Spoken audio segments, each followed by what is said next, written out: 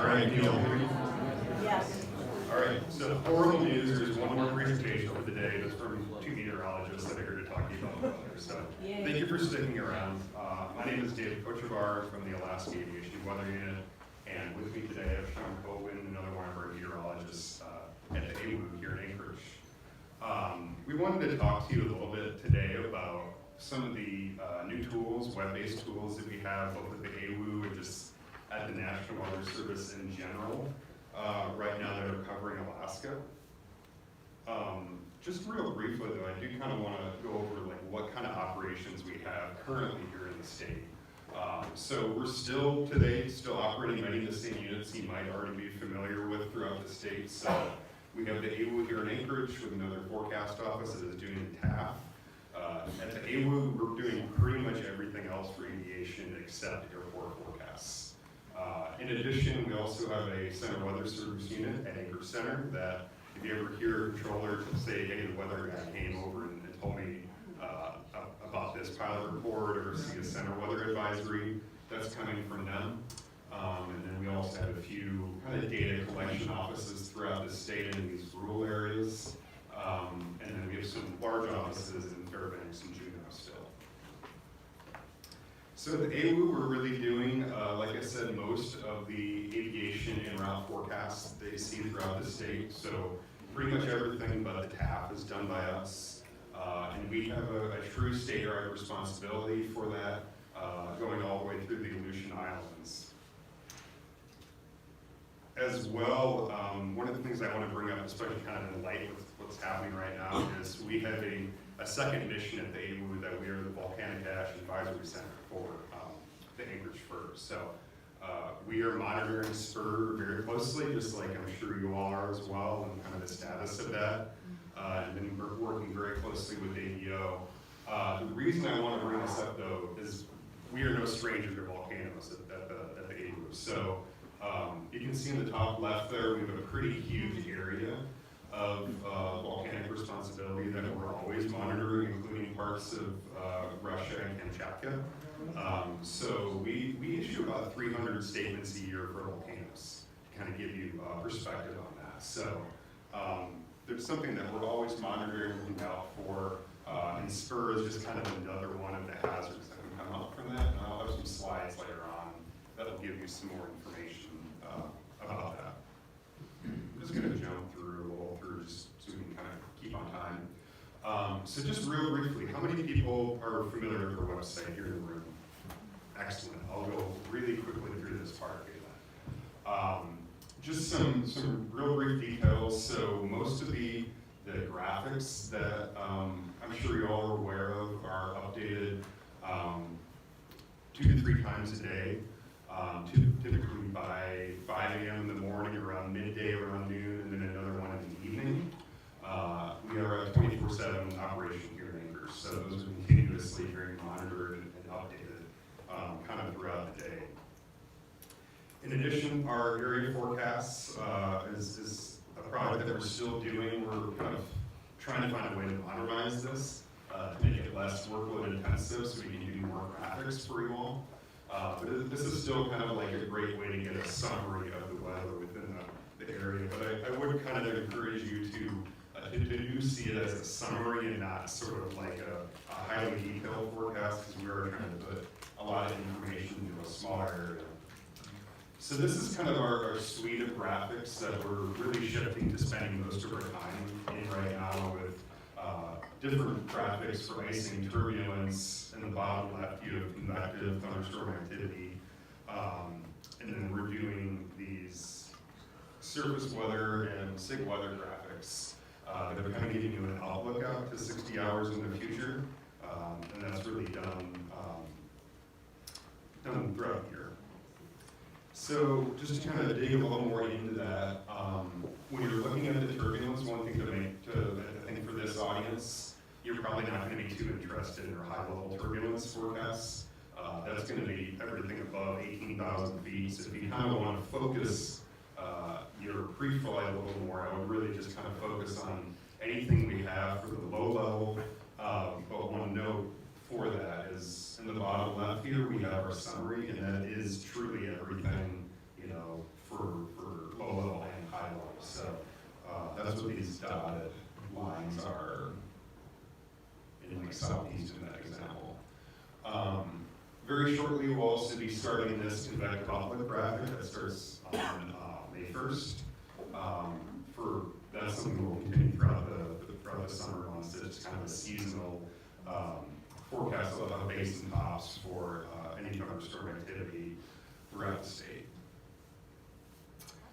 Also, we made some improvements lately to the very top of the page. You might have noticed kind of a gray banner above the tabs that has appeared.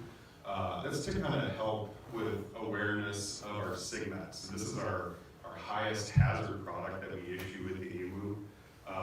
And it really would have to be in the severe category for anything on the weather side of things. We also issue a SIGMET for volcanic ash, and that you can kind of think of it as a binary yes, no when it comes to ash. We're really not forecasting the concentration of it yet. It's really just saying where ash exists and where it doesn't exist, because it's really the kind of the mindset with a lot of the ash is still very much avoidance versus flying through a safe mile. All right, I'm going to kick it off to Sean now. He is going to talk about another website that I hope you're aware of, but if you're not, I think it's probably the coolest website that we have. It has the best information called Practical Forecast for Aviation. Hello, everybody. So I'll talk about what David said. This is called GFA. It is through the Aviation Weather Center down in Kansas City. It does include, or it is operational for the whole state of Alaska.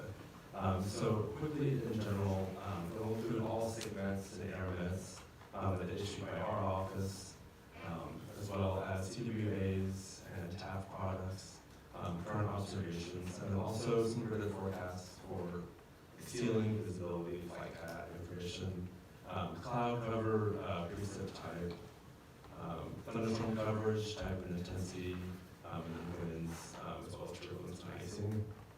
And it will also have like the current VTARs and VPyros.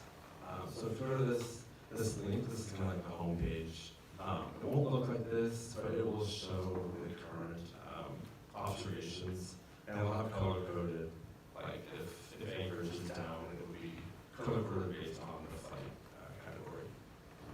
And it does also use some human forecasts as well from the National Weather Service. So the surface winds will be from like our offices and Fairbanks in Juneau. All right, and then kind of going into the gridded forecast. So for this is icing shown up here. So there's icing, turbulence, thunderstorms, ceiling visibility, and those forecasts are available 1 to 18 hour forecasts out.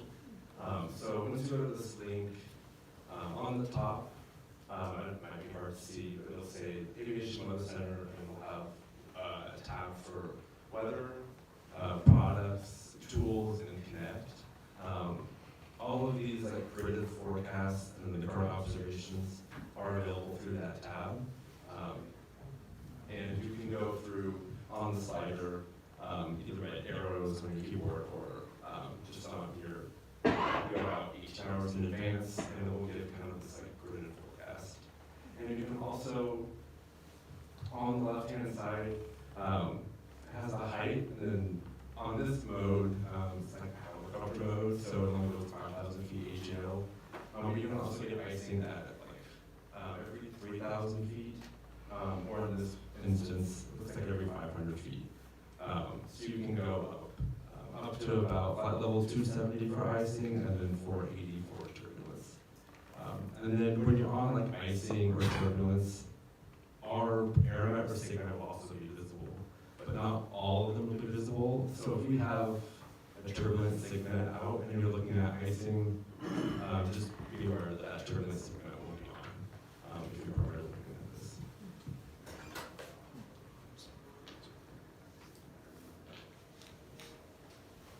Okay, so this is going to be like the forecast winds. You can go from surface to flight level 480.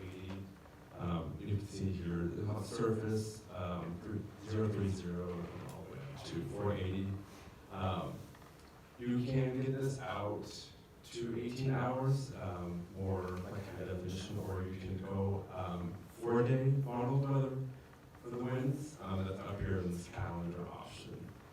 So you can go out 4 days in advance and get an estimate of the winds for any particular area that you're looking for. You can also zoom in on this map, and you'll have more wind bars, and it'll higher fidelity in the data that's available. And if you don't want these wind bars, if you click on the settings button up here in the top right, you can go to weather symbol, and you can change it to an arrow, and it will also display the winds and knots, and show those levels of where you want to go. And also, in this quick menu, briefly, up here at the top, this is layers. This is where you can turn on, radar, you can turn on satellite, you can turn on the Center of Weather Advisories, the CWA, or the CWSU issues. You can turn on and off airmet, SIGNET, basically the kind of data related to aviation. The settings menu, which will allow you to change the base map, the format of the map, any kind of data you can toggle on and off. And then this next, which we'll cover later, this is kind of like a cross-section or flight path guidance tool that you can put into different airports and then get kind of a more 3D view of the turbulence temperature rising.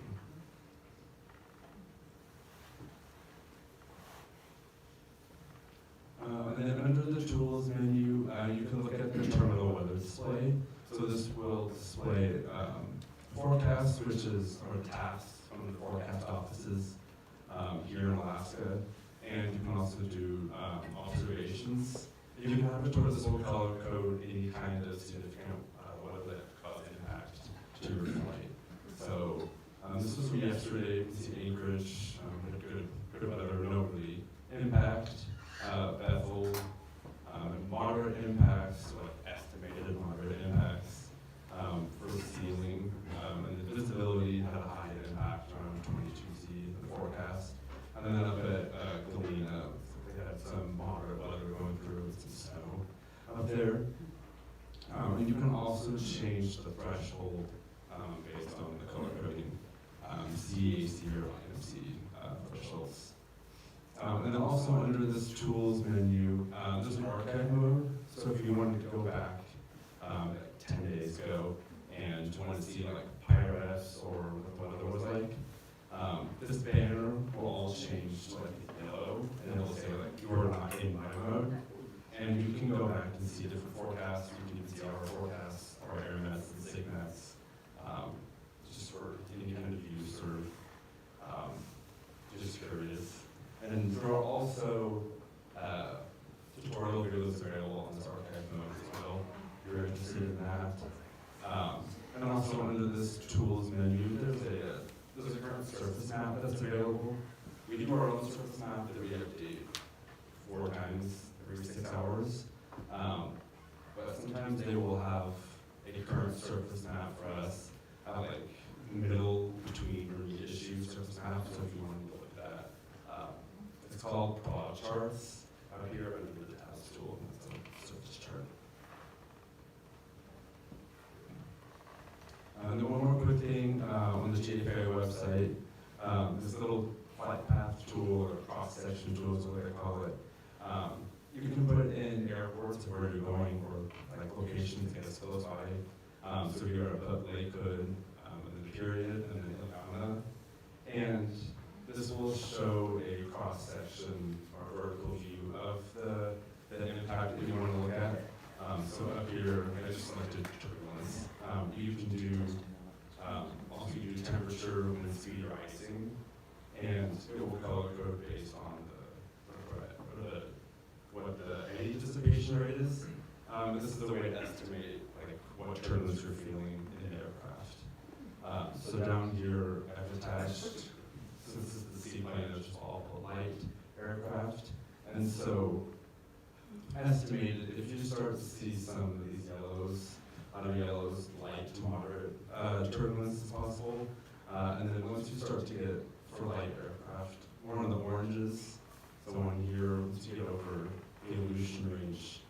You can see a light aircraft like the Cessna or a Piper would start to get into the moderate to some isolated severe turbulence, which is a good way to kind of like visualize the data, and this is also available for like icing and other things. And there are many other kind of tools and interesting things on this website. There is a question mark up in the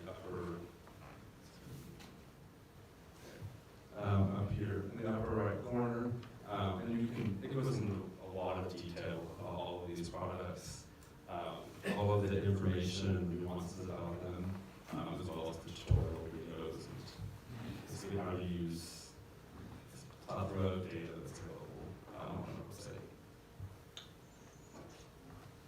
And with that, I'll hand it back over to Dave. All right, thanks, Sean.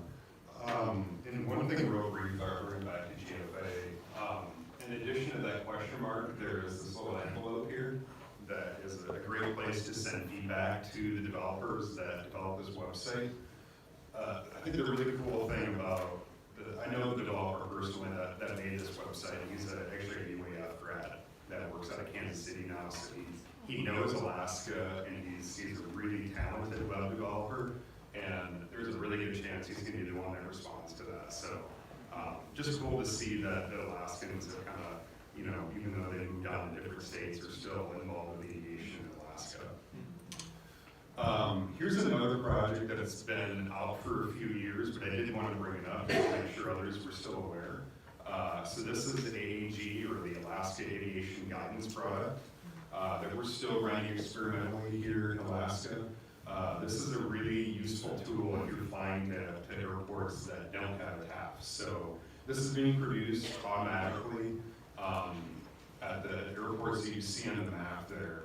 And it's using, if you're familiar with ForeFlight and the MOS forecast feature on that, it's kind of a similar functionality to that. This can be really produced at just about any airport in the state that has a VTAR.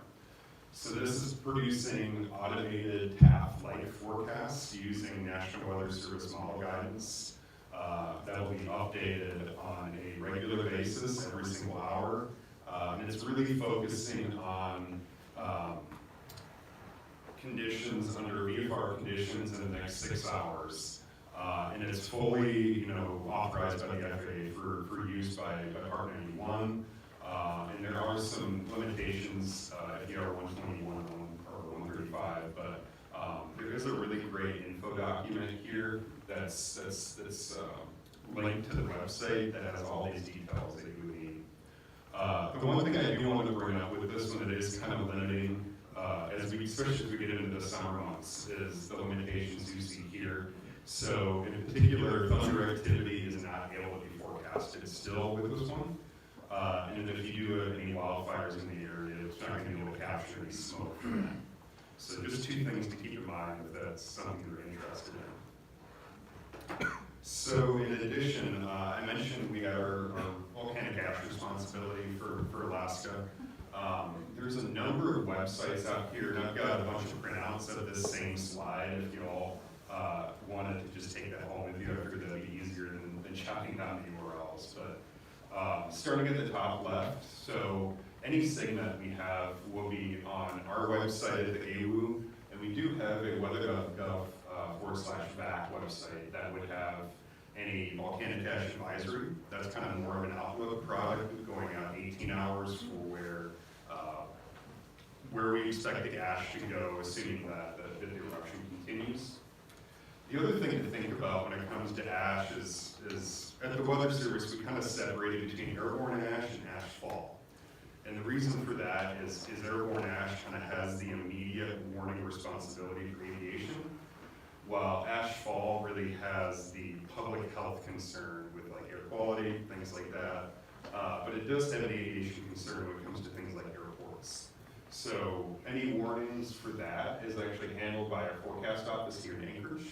So these are the same folks that are doing the TAF for most of the South mainland.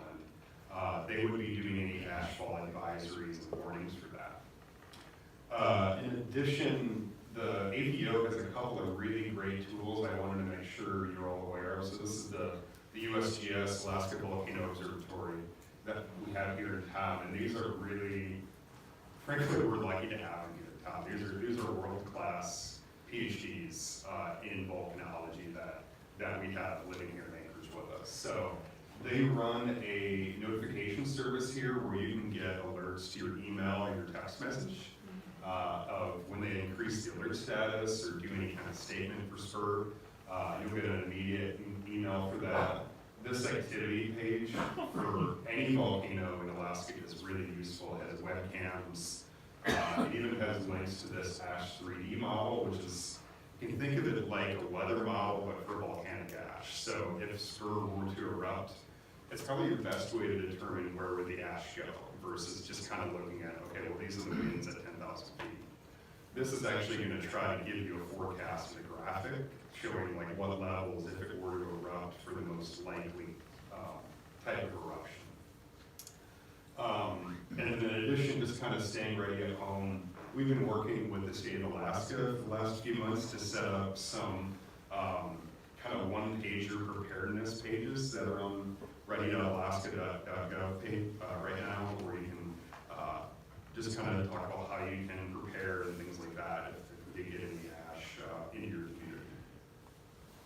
So I think that's all we have on our slides today, so happy to take any questions you all have. Go ahead. You used to have I think 3 bootleg or 4 bootleg company or weather things like Squintna, where you could see it, and it's no longer there anymore. But you could see the weather at Squintna, it would give you aviation type weather, and then it went away. Yeah, so there was an old observation network at a lot of places like Squintna that had to be decommissioned. So a lot of those, unfortunately, there isn't a current observation there at the moment. I will say, if you look though, on our website, there's a forecast or an observations link that says observation in parentheses map that has there's a different sensor suite in the Squintna area that does have ceiling visibility and winds and things like that. The reason that it's on that website though is it's not certified METAR information. So we can't put it in the same presentation currently as we do on the front page of our website, but there is basically uncertified weather there that you could look at. That was very useful Yeah. information. I'll also mention it is a topic that we're actively working with the FAA on right now to try to increase the availability of airport weather throughout the state of Alaska and try to work better with this certified, uncertified world. So it's an active project that we have an active working group that we're working on to try to improve that. Okay. Any other questions? You said you're gonna have some of these sheets up. Yeah, I've got them in my bag, so just see me afterwards, I can give them away. I've got a question over here. Oh. It seems to me that, you get up in the morning, 7, 8 o'clock, and we're going to go flying for the day, and we can see what the current weather is, and then the 24 to 60-hour probe charts. It seems it would be very useful to know what a 12-hour weather forecast would be, and it would be easier. It should be as easy to guess what the weather is going to be like at 6 p.m. as it would be to guess what it's going to be like 24 hours later. So is this like, as far as when those SIG weather graphics are updated, is that with your question? It would just be nice if in the morning, when you're planning to go, if you had an idea of when the weather front was coming in, so that you could get home via bar that same evening, as opposed to looking at, okay, it looks like, and I realize at noontime, you get an update that gives you till later, but in the morning when it's time to go, and you get out in the Alaska Range or somewhere, and you're trying to decide, okay, do I head back early or do I stay late or even overnight? It just seems that a 12-hour forecast available in the mornings would be, number one, easy to do, and number two, very useful. Yeah, so by 5 o'clock each morning, you should see recent updates that would be within that 12-hour period, so to cover the daytime, to this flying weather forecast that has your categories to it.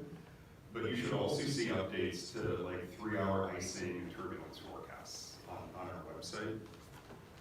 So that should give you a little more additional information kind of within that 12-hour period. Does that help answer your question? Would the 12-hour option on your slider for the GFA be something that could answer his question? That's what I was going to talk about next. So this is the beauty with something like GFA. Is, you know, our graphics and our area forecasts that we produce here are really manually intensive. So that's the main reason that you only see them updated 3 times a day. Is, you know, the area forecast in particular is about a 2-hour process for us to update that we're doing 3 times a day. So the beauty about a website like this is it's taking the most recent information and it's doing readily updating information based on models. So this is actually updated every hour. So it can be a really great tool to look not just at what's happening like in the next few days, but also in the next few hours. So it should be updated a little more maybe readily than our graphics are. And it's kind of the direction as an agency that we're going so we can get more readily available information out to the flying public. So on that slider, you could look out 12 hours, right? Oh yeah, yeah, this is an example here that, this is like the extended mode out here that's in 12-hour snippets, but the example here, the first one. Yeah, this is a good example. So this is for icing, but you would see this for ceiling visibility and wind as well, where there's actually 1-hour slider bars on the bottom. So I'm a fairly new pilot, and I've gone on this website. It seems like it's an awesome product. Is there a way that you can just go to the website and kind of walk people through certain things? There's certain things that I've seen in there that I wouldn't have picked up on if I hadn't dinked around on the website, like the little helicopter icon. I'm like, I'm not a helicopter, but it shows me like the lower level altitudes, what I should be expecting at those. So if you guys have that possibility to kind of walk people through, the best tutorial I found was some random lady on YouTube that kind of showed me how to dig around the website. So, a few ways. So under this question mark, there are actually some instructional videos in there that are showing some really great step-by-step usage of the website. I'll also say, I don't know if we have internet here where I can show you live. You do. We're also going to be in Palmer next week, and this is something we're going to be talking about at the Aviation gathering. Do you have a time slot for next week? At the seminar? Yeah. Yeah, we're actually going to be giving the same talk at that next week. I'll get these fitting here.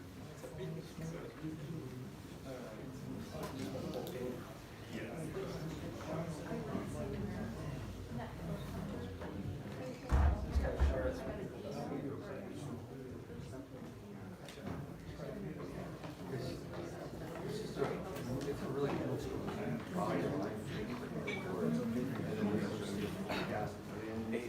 By the way, we appreciate all of you. Very much.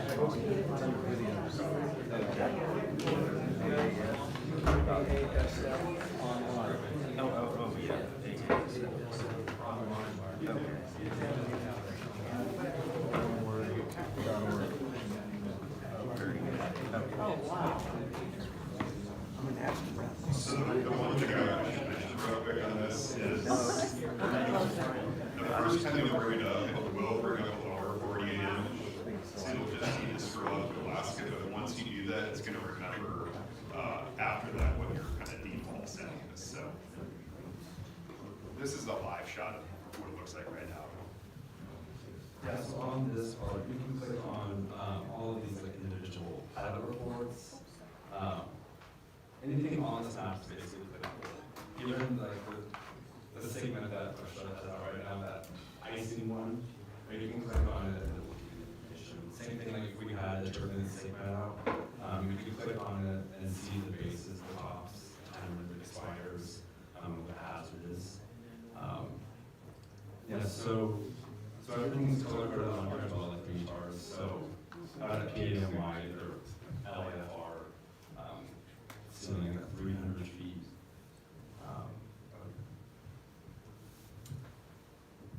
Yeah, and so this is sort of like a good way to get started with the website, as Sean was saying, when he was going through his slides, under this weather tab, it's kind of broken down by hazard for how you want to look at it. So I'll just kind of real briefly, we're kind of looking at it by category earlier. So this is what I was talking about with, these are 1 hour graphics as I'm stepping through. And you can zoom in kind of as far as you want to get information. So this is a lot higher resolution, and this is actually using a lot of the same guidance that we're looking at when we're creating our graphics. So it should be relatively consistent. So what's the difference between the helicopter and the plane thing? Are they showing you different information? So the helicopter mode, I think it's going to be the mess mode for you all. When you mouse over, it kind of gives you an explanation of it's breaking down the information just within 5,000 feet AGL when it's doing that. The other nice thing it's doing when it's doing that is when you look at like the turbulence, it gives you, these are 500 feet increments for model data. Where if you were on the, we're called the airplane mode, but I see this as like the GA mode, and this is for like larger aircraft. So you can see it changes then from a 500 foot increment to a 2,000 foot increment as far as the vertical levels when you do that. So it just kind of lets you like drill in a lot more for smaller aircraft. So I had a question next to me about just putting in different airports, and can you show them how to trace out, you know, a flight path? In helicopters. In helicopter mode. Yeah, so I don't know if you can do the cross-section tool like in a helicopter mode. You can. Yeah. Wait, you're still in airplane mode. Can you use waypoints, or is it only airports in that route?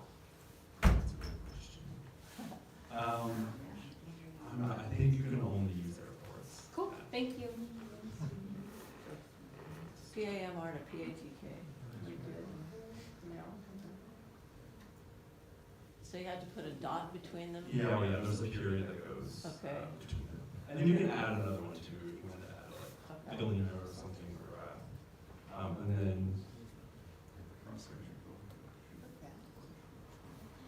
oh yeah, select the variable, I don't know what you can do.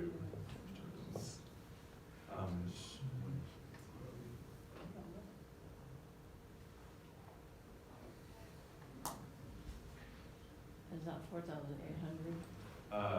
40. Oh, so you can click on this, I don't know, this, you can change, yeah.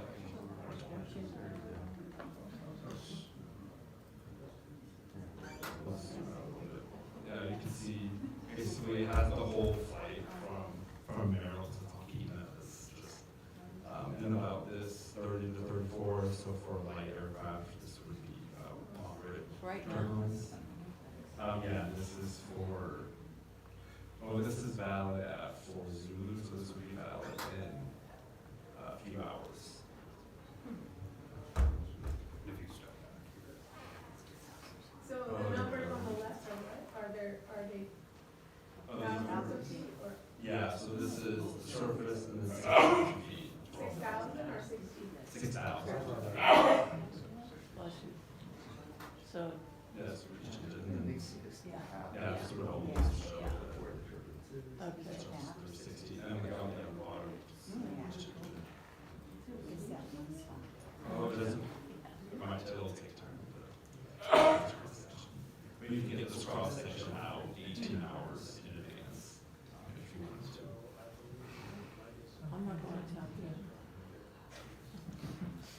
questions? Is there any chance we could ever get you to write your forecast in English instead of teletype code? I love that question. They do it in the forecast discussion. Yeah, in the forecast discussion, we just, and the other thing is you keep using codes for places. Oftentimes they are airports, but sometimes they're not. Right. So let me answer it this way. Would you rather the forecast be written for you like that, or would you rather see it in a graphic or like a grid like this? I want both. You want both? Okay. Yeah, it's something, you know, I think looking in the future, we're gonna be looking more into this direction as far as like showing you graphically what we expect to happen, because this is always gonna show you more information at a higher resolution than a text forecast ever could. It's going to be difficult in Alaska to really get rid of the text though, but it is something that I've been encouraging our forecasters to be getting away from the abbreviation and into exactly like you just mentioned, plain language. So hopefully that should be getting better, but it's a bit of a slow process. The one thing that I've been encouraging our folks is, as far as we know, there is no like character limit that we need to be worried about when it comes to our area forecasts. But a lot of that is like 80s teletype technology. Oh, 60s. We're not using IBM 1130s anymore. So yeah, like you mentioned, But that's how an area forecast is still written. Yeah. 60 years. Yep. Yeah. And we get a lot of calls from both pilots, but also from flight service with questions on this. So I think from everybody's perspective, we're just trying to keep this as simple as we can. Plain language is the way to do that. So do you have a manual that has all these acronyms that you guys work off of? The FAA does. So where do we get that manual? There's a glossary at the bottom of the A. There is, yeah. And there also, we could add this as a link to the FAA acronym page, but like I said, I think in the future it should be something you see less of and not more.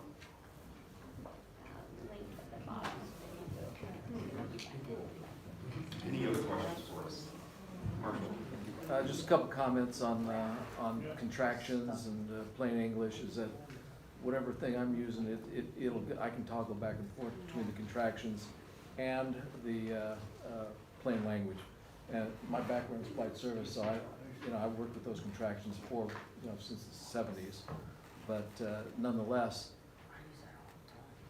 the amount of plain English is so onerous to read through that stuff that I prefer the contractions. So I wouldn't want to see them going away. The other comment I would have basically on the FA is that lower 48 doesn't have them anymore. You've got them textured, but I like those up here because I know that you guys are actually, overseeing and writing them, so I trust them a little bit more than a completely computer generated program. But the other part of that too is why I like GFA is because you guys don't forecast light turbulence anymore and haven't for a long time. But now I can go and look at this and say, okay, there's light turbulence, because invariably I have flown with people, passengers, who tell me that they are not prone to air sickness. But a light turbulence is enough to really ruin the day. Right. So I appreciate the GFA. Yeah. And Marshall is totally right in that the area forecast, actually at this point Alaska is the only place left that this exists. We just retired in Hawaii earlier in 2025. So it is a Alaska only product at this point.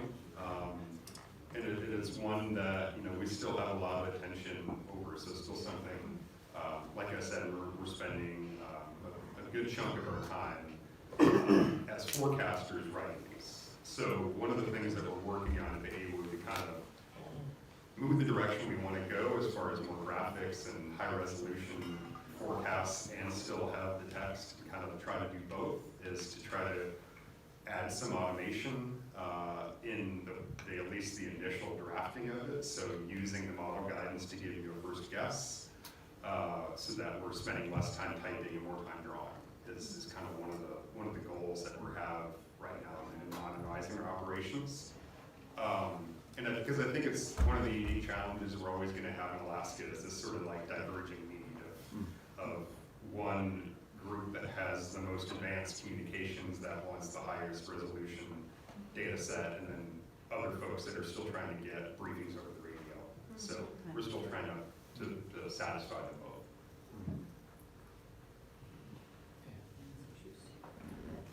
Any other questions? Thank you.